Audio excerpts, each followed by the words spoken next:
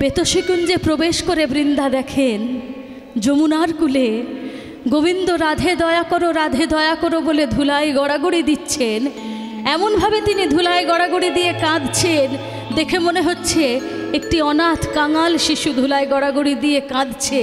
এ জগতে যেন তার কেউ কোথাও নেই, আর অদূরে তার বাঁশিটি পড়ে আছে, আর বাঁশিটিতে যখনই একটু একটু হাওয়া দিচ্ছে সেই বাঁশিটি নিজের থেকেই রাধা রাধা রাধা রাধা বলে উঠছে।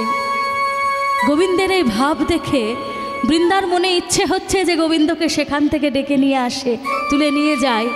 কিন্তু তিনি রাধারানীকে কথা দিয়ে এসেছেন মানের গৌরব বজায় রেখে মধুকে ফিরিয়ে নিয়ে যাবেন। তাহলে বৃন্দা যদি আগের থেকে ডেকে নিয়ে যায় মানের সেই গৌরব বজায় থাকবে না। তাই বৃন্দা কী করলেন, গোবিন্দকে দেখেও না দেখার ভান করে চলে যেতে লাগলেন। কীরকম?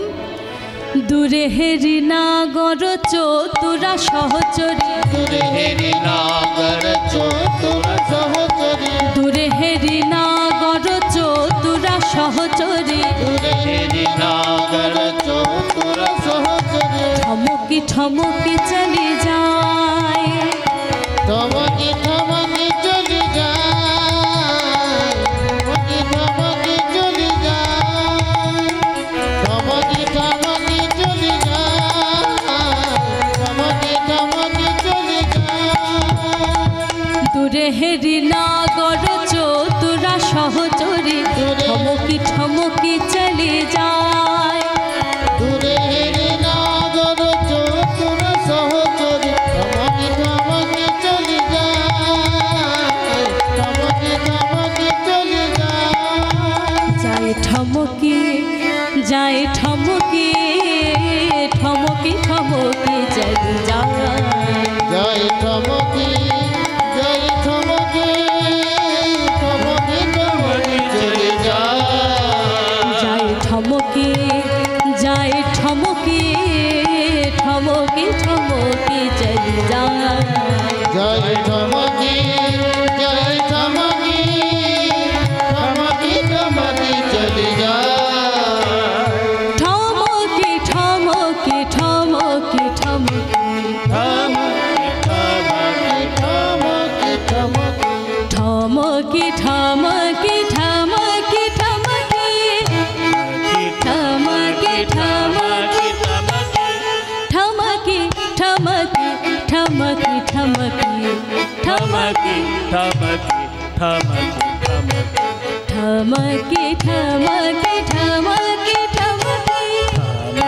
ঠমকি ঠমকি ঠমকি ঠমকি, ঠমকি যায় ঠমকি, ঠমকি ঠমকি চলে যায়, জয় ঠমকি, ঠমকি, ঠমকি ঠমকি চলে যায়।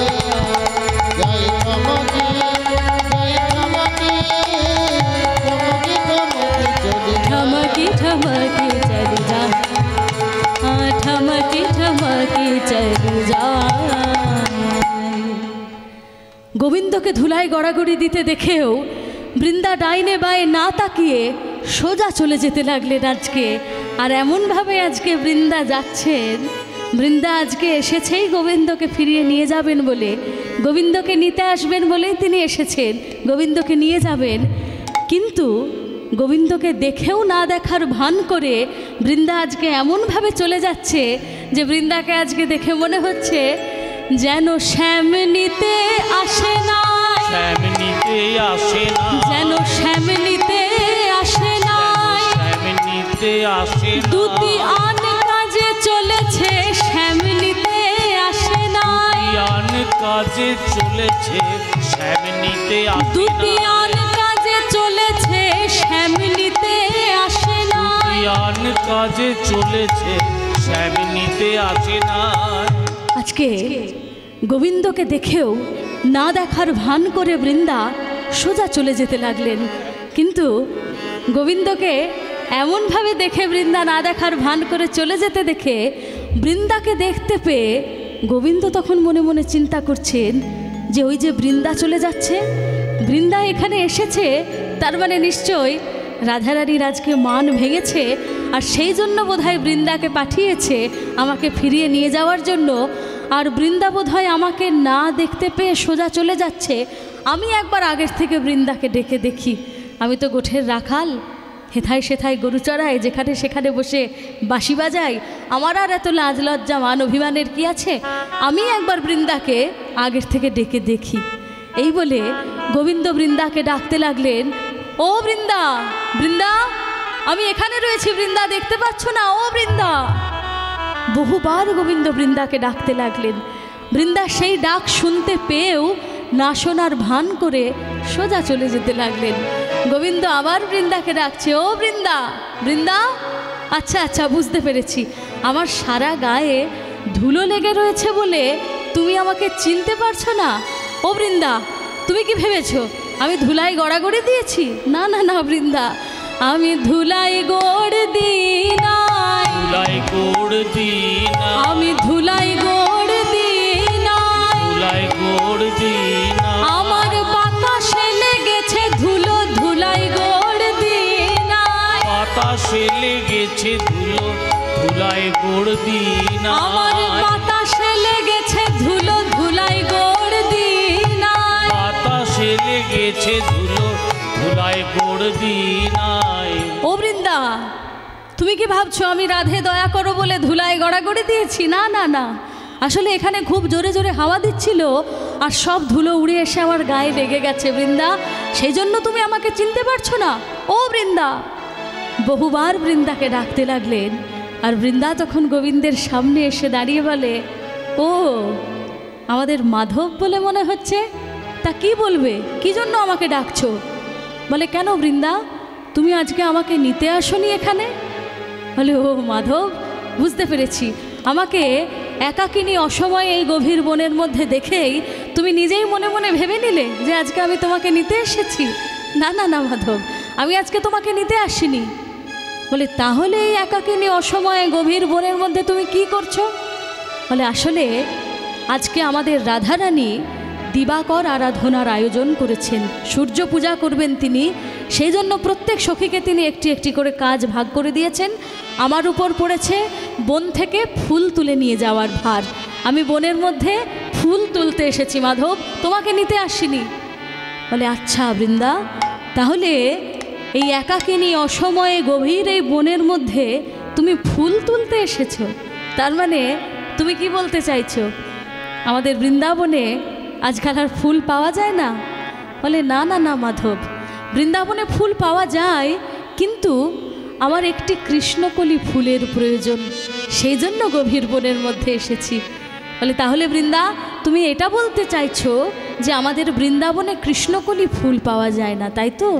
বলে, না না না মাধব, বৃন্দাবনে কৃষ্ণকলি ফুলও পাওয়া যায়, কিন্তু বৃন্দাবনের যারা কৃষ্ণকলি আজকে তারা বকি খসে পড়ে আছে, বকি খসে পড়ে আছে, তারা বকি খসে পড়ে আছে, বকি খসে পড়ে আছে, সে ফুলে পূজা হয় না মাধব, তারা বকি খসে পড়ে আছে, এ ফুলে পূজা হয় না মাধব, তারা বকি খসে পড়ে আছে, সে ফুলে পূজা হয় না মাধব, তারা বকি খসে পড়ে আছে, এ ফুলে পূজা হয় না মাধব, তারা বকি খসে পড়ে আছে। তাই আমি অসময়ে বনে এলাম, তারা বকি খসে পড়ে আছে, আমি অসময়ে শুনিলাম তারা বকি খসে পড়ে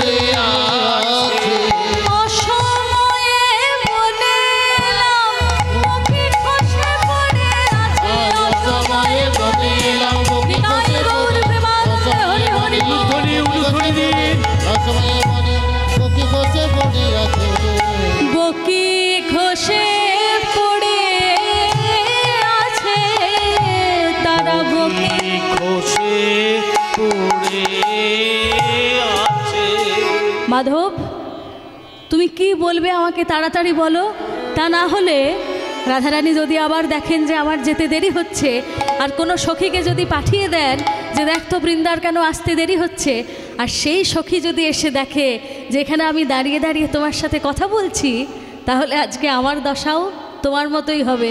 ধুলাই গড়াগড়ি দিয়ে রাধে দয়া করো, রাধে দয়া করো বলে আজকে আমাকেও কাঁদতে হবে। মাধব, যা বলার তুমি তাড়াতাড়ি বলো। বলে, বৃন্দা তুমি তো সবই জানো বৃন্দা, একবার দয়া করে শুধু একবার বৃন্দা আমাকে রাধা দর্শন করিয়ে দাও। বৃন্দা বলে, মাধব যে প্রকারের মান আমি আজকে কুঞ্জে দেখে এলাম, কুঞ্জের ডালে বসে কাকও যদি কা কা করে ডাকে তো কয়ে কৃষ্ণ হয় বলে রাধারানী সেই কাকের কারবটুকু আজকে শোনেন না। আর তুমি বলছো রাধা দর্শন, তবে তুমি যদি একটা কাজ করতে পারো তাহলে হয়তো রাধা দর্শন হলেও হতে পারে। কি কাজ?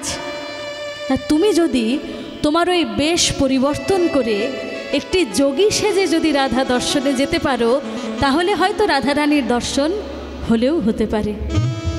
বলে, বৃন্দা রাধারানীর জন্য আমাকে যোগী সাজতে হবে, এটা কোনো বড় কথা? রাধারানীর জন্য তো আমি সব কিছু করতে পারি। রাধার জন্য আমি গোলক ত্যাগ করে গোকুলে এসে বসবাস করছি, আর যোগী সাজতে হবে এটা কোনো কথা? তুমি বলো যোগী যে সাজবো তার জন্য যোগী বেশ আমি পাবো কোথায়, আর কেই বা আমাকে যোগী সাজিয়ে দেবে? বলে, মাধব যোগী বেশের জন্য তো তোমাকে যোগীশ্বর অর্থাৎ মহাদেবের আরাধনা করে তাকে সন্তুষ্ট করে মহাদেবের থেকেই তোমাকে যোগী বেশ নিতে হবে, আর তোমাকে যোগী আমি সাজিয়ে দেব। বলে, বৃন্দা মহাদেবের আরাধনা যে করব, যোগীশ্বরের আরাধনা করার প্রধান উপকরণই তো হচ্ছে বিল্লপত্র, বেলপাতা। আর আমরা যেখানে রয়েছি এটা বেতসী কুঞ্জ, বেতের বন। বেতের বনের মধ্যে বসে বিল্লপত্র পাবো কোথায়? আচ্ছা তুমি একটা কাজ করো বৃন্দা, তুমি খুঁজে নিয়ে এসো, আমি ততক্ষণে পূজা আরম্ভ করি। এই বলে বৃন্দাকে পাঠিয়ে দিয়ে গোবিন্দ কী করলেন? যমুনার কূলে বসে যমুনারই জল দল দিয়ে যোগীশ্বরের আরাধনা করতে আরম্ভ করলেন। ওম ধৈর্য নিত্যং মহেশং রজত গিরিনিভম চারুচন্দ্রবতং সম রত্নাকল্পজ্বলঙ্গম परशुमृगबराभितिहस्तं प्रसन्नं पद्मासीनं समं तात् स्तूतमवरगणैव्याघ्राकृतिं वसानं विश्वदं विश्वबीजं निखिलभयहरं पञ्चवक्त्रं त्रिनेत्रम् ॐ नमः शिवाय शान्ताय करणत्रयहेतवे निवेदयामि च आत्मानं त्वं गति परमेश्वरः। যমুনার কূলে বসে যমুনার জলদল দিয়ে গোবিন্দ যোগীশ্বরের আরাধনা করলেন। আর সেই যে জলদল দিয়ে তিনি যোগীশ্বরের পূজার অর্ঘ্য দিলেন, হরপার্বতী কৈলাসে বসে আছেন, আর গোবিন্দের সেই পূজার অর্ঘ্য গিয়ে পতিত হলো হরের মস্তকে, মাথায়। যেই না হরের মস্তকে সেই পূজার অর্ঘ্য পতিত হয়েছে, পার্বতী তখন বলে উঠছে যে ঠাকুর আপনি মার্জনা করবেন, কিন্তু আমি বলতে বাধ্য হচ্ছি যে এ আপনার কেমন ভক্ত, যে বিল্লপত্র দিয়ে পূজা করতে হয়, বেলপাতা দিয়ে পূজা করতে হয় এটা তো জানেই না, উপরন্তু ভক্তের অর্ঘ্য তো ভগবানের চরণে এসে পতিত হবে, আপনার চরণে তার পূজার অর্ঘ্য এসে পড়বে, তা না হয়ে কিনা পড়ছে আপনার মাথায়। ঠাকুর ক্ষমা করবেন, কিন্তু বলতে বাধ্য হচ্ছি যে আপনার এই ভক্ত পূজা করতে জানে না, আপনার এই ভক্ত পূজা করতে জানে না। মহাদেব তখন এই কথা শুনে অত্যন্ত আনন্দ পেয়েছেন। পার্বতীকে তিনি বলছেন, বাবা বাবা বা পার্বতী, ভারী ভালো কথা বলেছো তুমি, বড় ভালো কথা বলেছো। আমার এই ভক্ত সত্যিই পূজা করতে জানে না, একদম ঠিক বলেছো তুমি। আজকে যে আমার পূজা করছে সে সত্যিই পূজা করতে জানে না। কেন জানো? কারণ আজকে যে আমার পূজা করছে সে কোনোদিন কারোর পূজা করেনি, পূজা দিতে সে জানে না, পূজা কিভাবে নিতে হয় সেটা সে জানে। পূজা নিতে সে জানে কিন্তু পূজা দিতে জানে না। পার্বতী, আজকে কে আমার পূজা করছে জানো? যার চরণ পাওয়ার আশায় আজকে আমি শ্মশানবাসী হয়েছি, আজকে সেই আমার পূজা করছে। আর এদিকে বৃন্দা ফিরে এসে তখন বলে, মাধব তোমার পূজা হয়ে গেছে, আচ্ছা তুমি পূজা করো, আমি কৈলাস থেকে গিয়ে তোমার জন্য বেশ নিয়ে আসি। বলে, না না না বৃন্দা, আমার তো পূজা হয়ে গেছে, আমিও তোমার সাথে যাব। এই বলে বৃন্দার সঙ্গে গোবিন্দ চললেন কৈলাসে। কৈলাসে হর বসে আছেন, হর উপস্থিত কৈলাসে, আর সেই কৈলাসে আজকে প্রবেশ করছেন হরি। হরের উপস্থিতিতে কৈলাসে প্রবেশ করছেন হরি। আর হরিকে দেখে হর তখন আনন্দে কি করছেন আজকে? হরিকে দেখিয়া হর আগুসারি চলে, হরিকে দেখিয়া হর আগুসারি চলে, হরিকে দেখিয়া হর আগুসারি চলে, হরিকে দেখিয়া হর আগুসারি চলে। এসো বৎস বলে অমনি হরি নীল কোলে, এসো বৎস বলে অমনি হরি নীল কোলে, আর এসো বৎস বলে অমনি হরি নীল কোলে, এসো বৎস বলে অমনি হরি নীল কোলে। একবার হ্যারো রে নয়ন, হরে নয়ন, হ্যারো রে নয়ন, হরে নয়ন, হর হরির মিলন, হ্যারো রে নয়ন, হরির মিলন, নিতাই গৌর প্রেমানন্দে হরি হরি বল, হরি বল।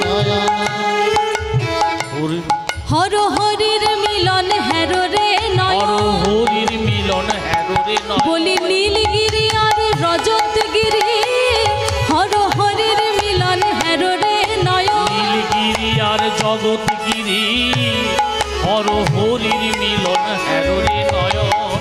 এসো বৎস বলে অমনি হরি নীল কোলে, এসো বৎস বলে অমনি হরি নীল কোলে। হরে কৃষ্ণ। এই বাড়ির ছোট বৌমা শ্রীমতী রুনা ঘোড়ই প্রণালী হিসেবে কিছু দান করছেন।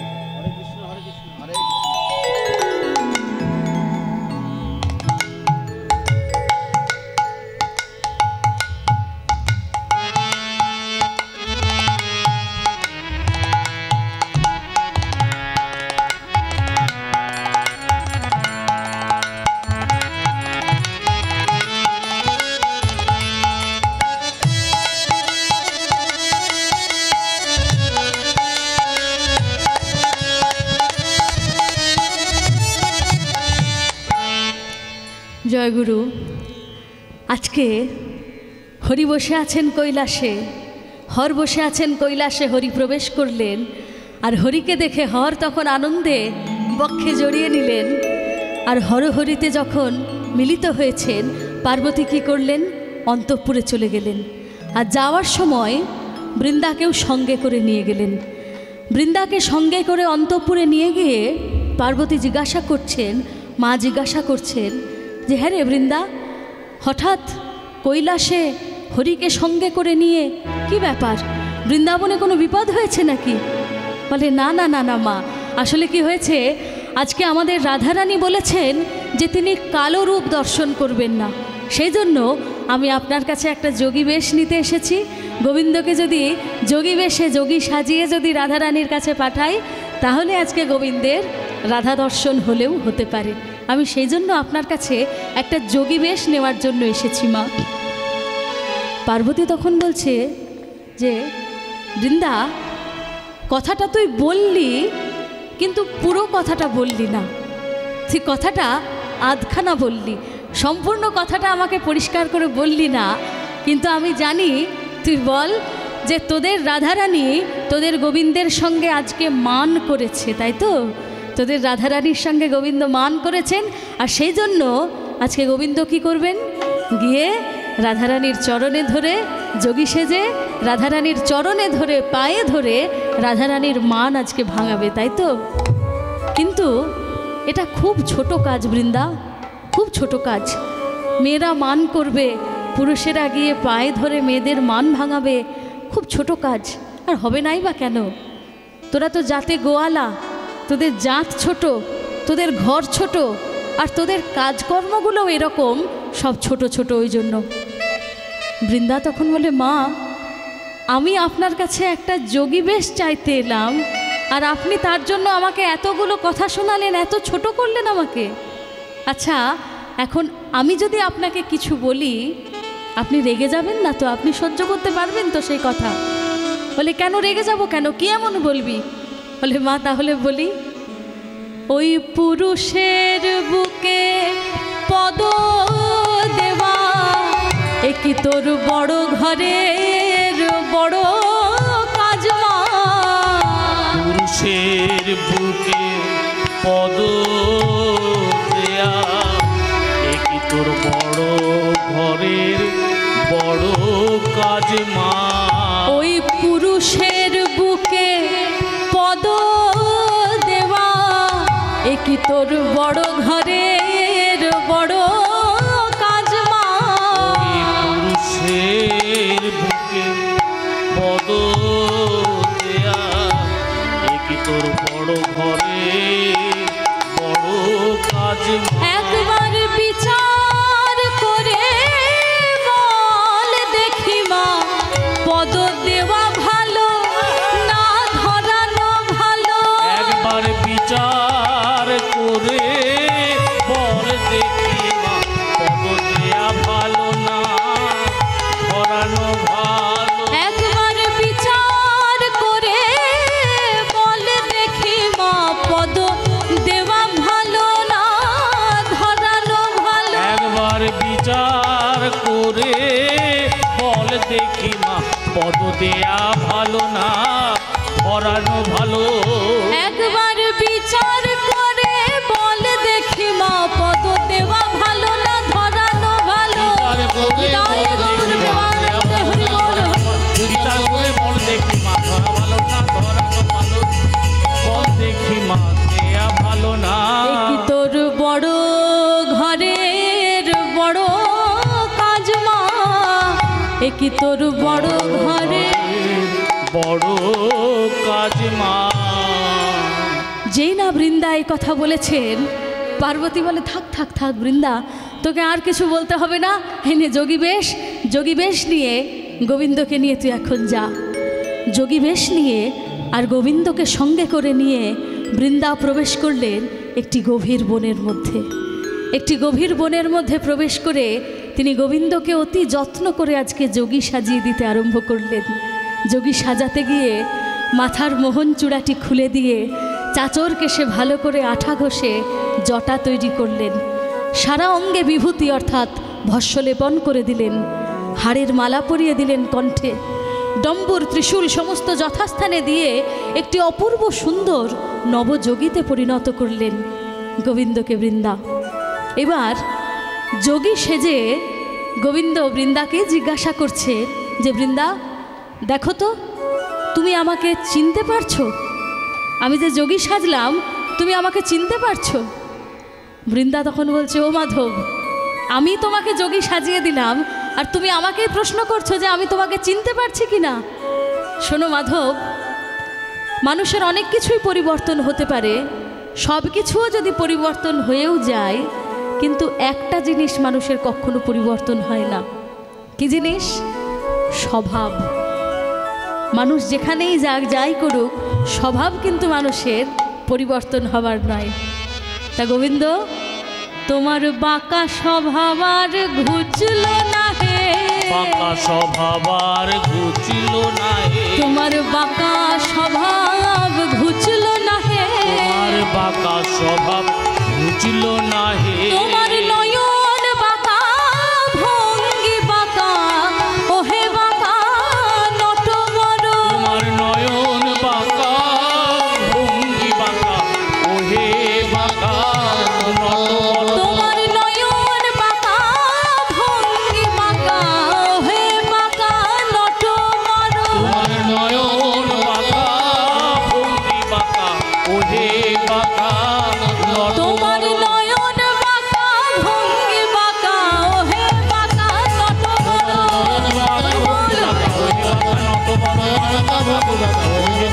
নটবর, বাঁকা স্বভাব আর ঘুচল না হে, স্বভাবার বুঝলো না হে। গোবিন্দ বলছে, বৃন্দা, তুমি যদি আমাকে চিনতে পেরে যাও তাহলে তো রাধারানীর সামনে গিয়ে দাঁড়ালে রায়ও তো আমাকে চিনে ফেলতে পারে। তাহলে আমি একটা কাজ করি, আমি আমার এই যোগী বেশটা একটু পরীক্ষা করিয়ে নিই। বলে, মাধব, যোগী বেশ পরীক্ষা আবার কোথায় করাবে? বললো, কেন? আমার মায়ের কাছে। আমার মা যদি আমাকে যোগী বেশে দেখে চিনতে না পারে তাহলে আমি ধরে নেব যে পৃথিবীর কেউ আর আমাকে যোগী বেশে দেখে চিনতে পারবে না। বৃন্দা, তুমি যাও, আমি যোগী বেশটা পরীক্ষা করিয়ে নিয়ে আসছি। এই বলে বৃন্দাকে পাঠিয়ে দিয়ে এত কহি নবযোগী গমন করিলা, এত কহি নবযোগী গমন করিলা, এত কহি নবযোগী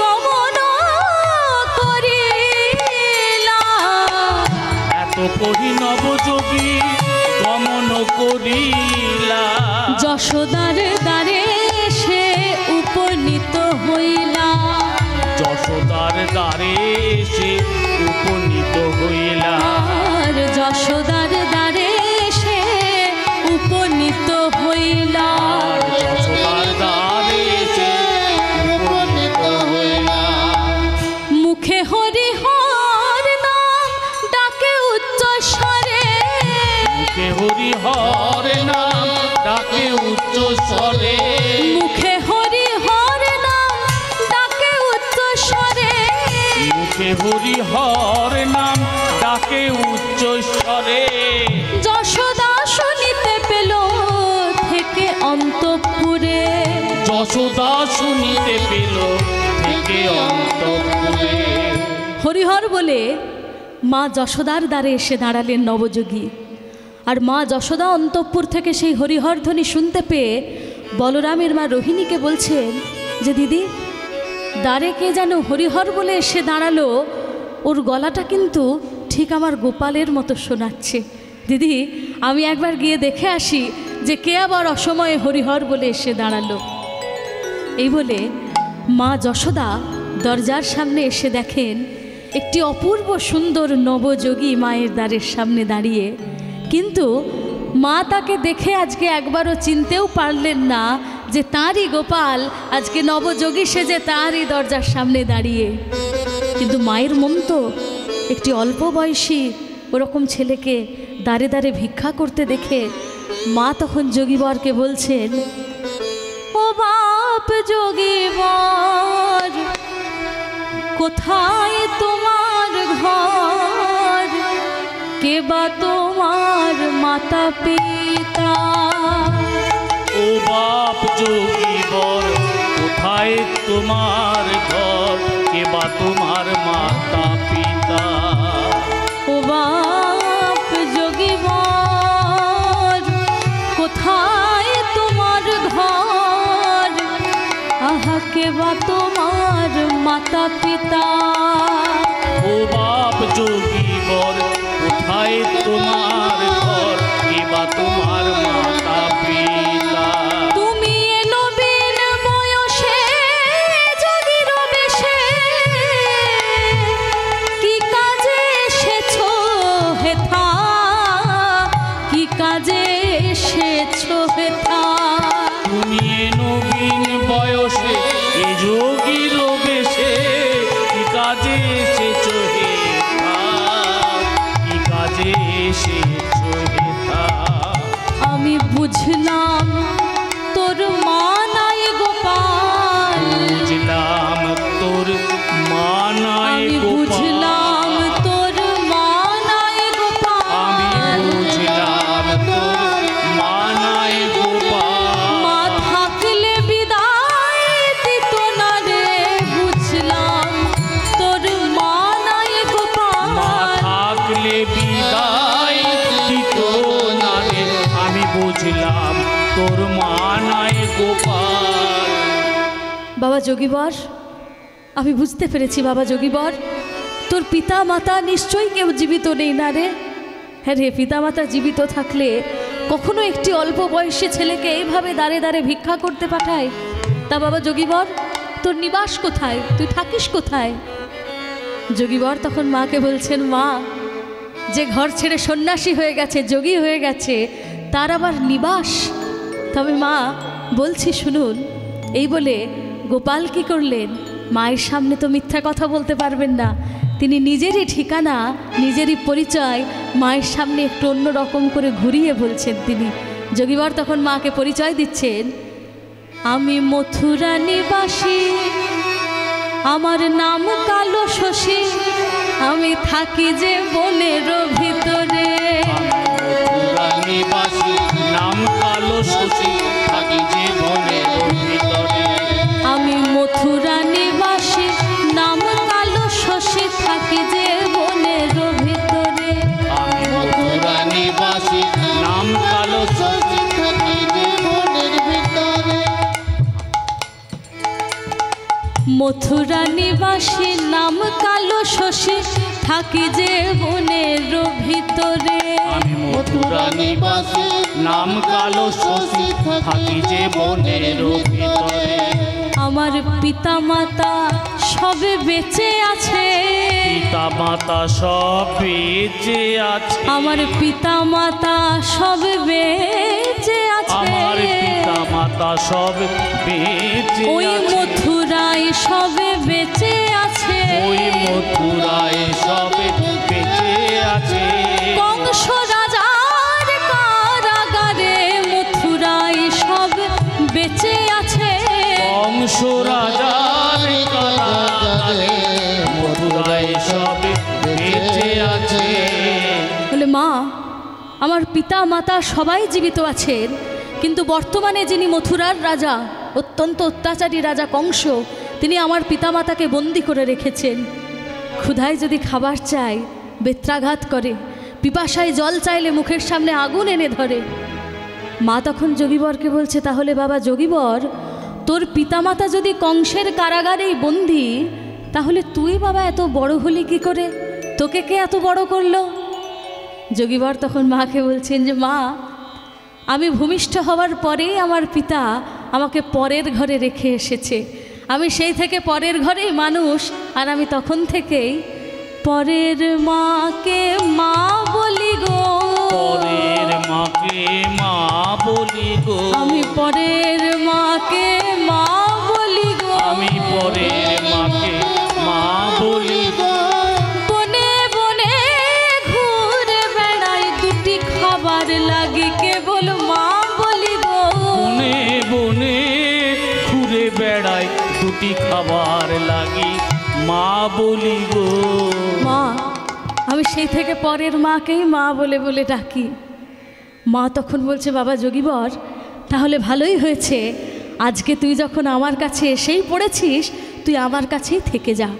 আমার একটি ছিল, দুটি হবে। একদিন গোপাল গোষ্ঠে যাবে, তুই ঘরে থাকবি, আর একদিন তুই গোষ্ঠে যাবি, গোপাল ঘরে থাকবে। আর তোরা দুজন মিলে আমাকে সারাদিন সারাদিন মা বলে ডাকবি। সারাদিন মা বলে ডাকবি। আমায় সারাদিন মা বলে ডাকবি। সারাদিন মা বলে ডাকবি। শাড়ির অঞ্চল ধরে নেচে নেচে বলি, মা গো ননি দে দে বলে। অঞ্চল ধরে নেচে নেচে বলি, মা গো ননি দে দে বলে। সারাদিন মা বলে ডাকবি। সারাদিন মা বলে ডাকবি। যোগীবর তখন দেখছেন যে মা তো আমাকে সত্যিকারেরই যোগী ভেবে নিয়েছে। এবার সত্যিকারের যোগী ভ্রমে মা যদি আমাকে বাড়িতে রাখে, আর কোনোভাবে যদি মা আমার প্রসাদ পেয়ে যায়, আমার যদি উচ্ছিষ্ট মা খেয়ে নেয়, বাৎসল্য প্রেম নষ্ট হয়ে যাবে, তা তো উচিত হবে না। যোগীবর কী করলেন, মায়ের কাছে শুরু করলেন মিথ্যা গল্প। রসিকেন্দ্র চূড়ামণি মাকে তিনি বলছেন যে, মা, আপনি আমাকে রাখতে পারেন আপনার কাছে, কিন্তু একটু বুঝে শুনে রাখতে হবে। হরে কৃষ্ণ, আমাকে ক্ষমা করবেন, আপনাদেরকে বারবার বিরক্ত করছি। গৃহকর্তা বারবার ঘোষণা করতে বলছেন, আপনারা সবাই মহাপ্রসাদ গ্রহণ করে বাড়ি ফিরে যাবেন। এখন এই কীর্তনে মুগ্ধ হয়ে শ্রীমতা কল্পনা ঘোড়ই এই বাড়ির বড় বৌমা 500 টাকা এনাকে প্রণাম হিসাবে দান করছে। হরি বল, হরি বল।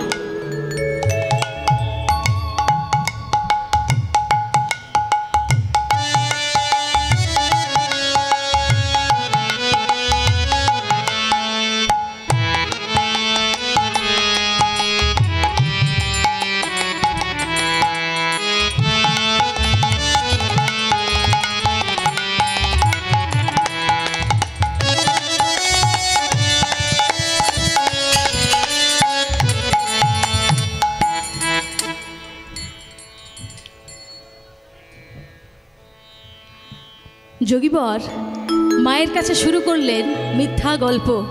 বলে, মা আপনি আমাকে রাখতে পারেন আপনার কাছে, একটু বুঝে শুনে আপনাকে রাখতে হবে।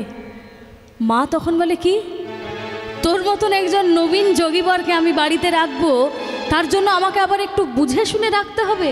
হ্যাঁ রে, তুই জানিস আমি রাজরানী, আমাদের 9 লক্ষ ধেনু রয়েছে গোশালাতে, আর তোর মতন একজন যোগীবরকে রাখার জন্য বুঝে শুনে রাখতে হবে? যোগীবর তখন মাকে বলছে, না না না না মা, রাজনারীর কথা নয় আর 9 লক্ষ ধেনুরও কথা নয়। কি হয়েছিল, একদিন আমাদের বাড়িতেও আমার মতোই একজন যোগীবর এসেছিল, আর আমার মাও বেশ আপনার মতো তাকে বেশ আদর যত্ন করে বাড়িতে রেখেছে। আর সেই যোগীবরের প্রসাদ আমি যেই না পেয়েছি, অমনি আমার মধ্যে কি যে হয়ে গেল, হর হর মহাদেব বলে ঘর ছেড়ে আমি বেরিয়ে পড়লাম। মা তখন বলে, কি যোগীবরের প্রসাদ পাওয়া মাত্রই তুইও সন্ন্যাসী হয়ে যোগী সেজে বাড়ি ছাড়া হয়ে গেলি? মা তখন মনে মনে চিন্তা করছেন যে এই যোগীবরকে আমি যদি বাড়িতে রাখি, আর আমার গোপাল যদি কোনোভাবে তাহলে এই যোগীবরের প্রসাদ পেয়ে যায়, আমার গোপালও তাহলে সন্ন্যাসী হয়ে যাবে বাড়ি ছেড়ে, আমি গোপাল হারা হয়ে যাব। না না না না না বাবা যোগীবর, তাহলে তোকে আমার কাছে থাকতে হবে না।